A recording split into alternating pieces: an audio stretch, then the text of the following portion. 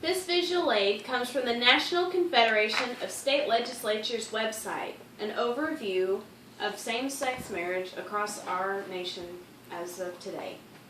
As of 2014, D.C. and 37 states recognize same-sex marriage. This is based on the Same-Sex Marriage Laws article that is also on the National Confederation of State Legislatures website. Despite this fact, there is still great controversy across our nation over same-sex marriage, and my proposal is this. 25 states should legalize same-sex marriages, and 25 states should make same-sex marriages illegal, and each state should require mandatory anonymous voting of all citizens of legal age. Allow me to explain further. The Declaration of Independence claims that our government derives power from the consent of the governed. This means that people have great say in federal affairs, and the main way we do so is through voting, which makes voting a very powerful tool. The more we vote, the more control we have. So, the 25 states that have the highest percentage of people who support same-sex marriages shall make it legal, and the 25 states that have the highest percentages of people who are opposed to same-sex marriage laws shall make it illegal. This provides balance and an equal opportunity for each state to claim what stance they want. This is also the most accurate portrayal of how people feel individually, and because the voting is anonymous, people will not be chastised or singled out for what they believe in. Some negative effects that may derive from this idea is that it could lead to a second civil war. Well, the Civil War was almost 200 years ago, from 1861 to 1865, and our nation was not nearly as unified as it is today, so the chances of a second civil war are very slim. Some people might not agree with the outcome to this idea, and some people might just flat out don't like the idea, so they may move out of our country, which makes our population decrease.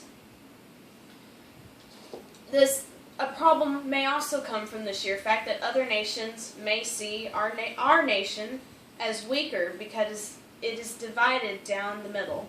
But unless this process were to happen and the issues were to arise, there's no way to truly determine how to solve the issue or if it truly will happen. Kirsten Weir says it best in her article, "The Pain of Social Rejection." True rejection can sometimes be a clue that you behaved badly and should change your ways, but frequently we take rejection more than we should.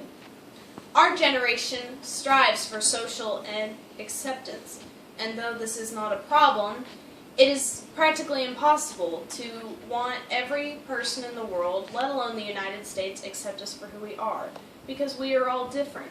People will always oppose same-sex marriages, and there will always be people that support same-sex marriages. There's never going to be true acceptance one way or the other. So trying to force beliefs, no matter which stance you take, is just, there's no point in doing so, because people are different. We think differently, we eat differently, we speak differently, we look differently.